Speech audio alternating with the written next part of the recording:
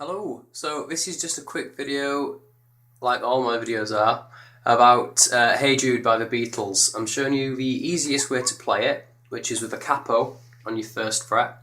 I'm going to play through verse 1 and verse 2, and then I'm going to show you a few little tips about some of the chord changes in this song. This is part 1 of the video. I'm going to do part 2, I just need to edit it and upload it, which shows you how to play the bridge and then the outro of the song, which is the na na na na bit, which most people know. 1, 2, 3. Hey Jude, don't make it bad. Take a sad song and make it better. Remember to let her into your heart, and you can start to make it.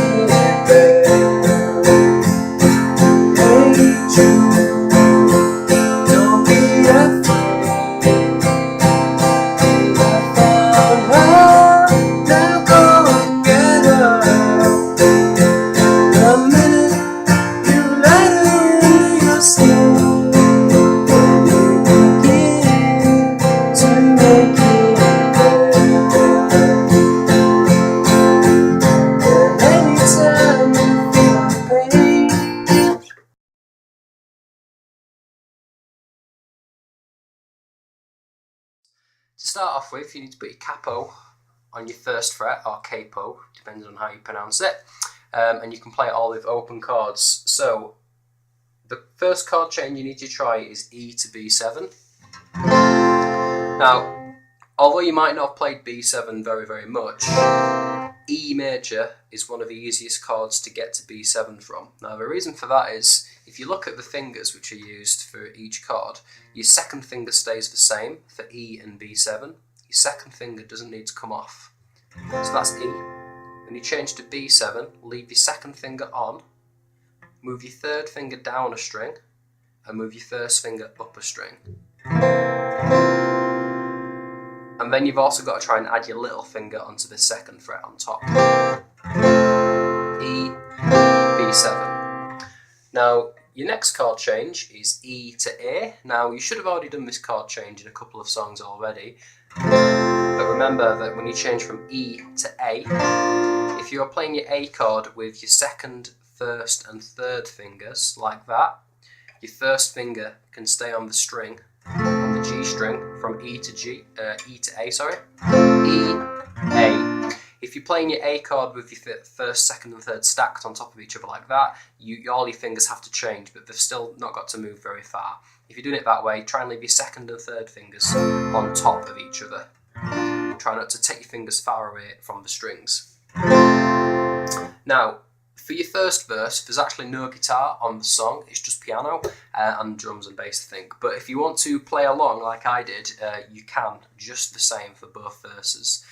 The guitar comes in on verse number 2, and you need to play the verse exactly the same. The only difference is when you get to the end,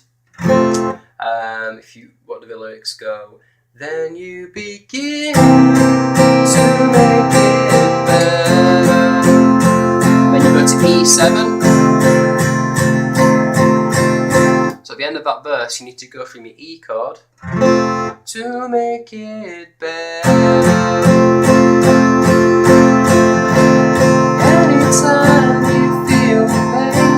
So the chord you're playing when he sings, anytime you feel the pain, is E7. And the easiest way to play that is just play your normal E chord, just take your third finger off. So E, E7. Just take your third finger off and that should work for that. Now the strumming pattern you need to use for this song is really simple, but you need to make sure that you're playing it the right amount of times for each chord change. The best way to do the strumming is just to do down strums. You're doing 2 strums on each beat. So to keep yourself in time, if you count the beats out aloud like this: 1, 2, 3, 4. 1, 2, 3,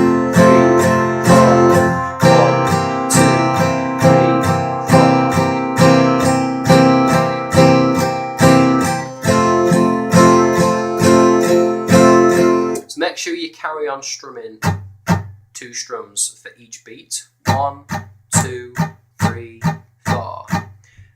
And then you've got to try and look at the tab, follow the pattern of the chords, because it's quite a long chord progression. The best way to remember it is think of it as pairs of chords. So you've got E, B7, B7, E. So those are 2 pairs which are sort of swapped around each time.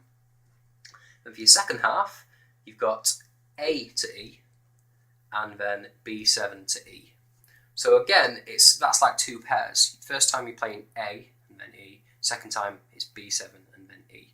That's the main 8 bars of your verse. And then don't forget, on verse 2, you've got your E7 at the end.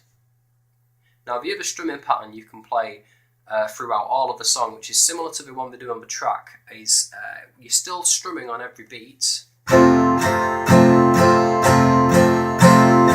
But on beat 2, you need to add 2 extra strums in, so it goes like this.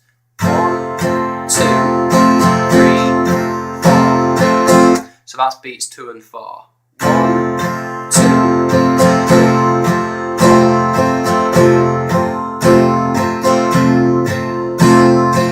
And your strumming directions for that are going down, down, down, down, down, down, down, down. So once you can do the first 5 strums, you're just repeating that.